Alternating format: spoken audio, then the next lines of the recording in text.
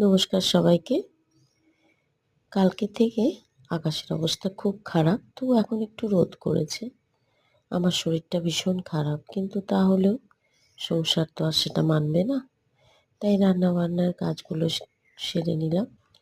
ঘরের যাবতীয় যা কাজকর্ম আছে সেগুলো সব গুছিয়ে নিয়ে রান্নার দিকে এলাম।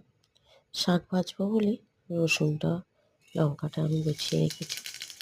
আমি সেদ্ধ রান্নাটা কেমন করে করি, তেলের মধ্যে জিরে দিয়ে, পেঁয়াজ দিয়ে, এই যে সবজিগুলো দিয়ে, হলুদ গুঁড়ো, জিরে ধনে গুঁড়ো, নুন দিয়ে কষিয়ে জল ঢেলে দিলাম। এরপর হালকা একটু মিষ্টি দিলাম, নাহলে ভালো লাগে না।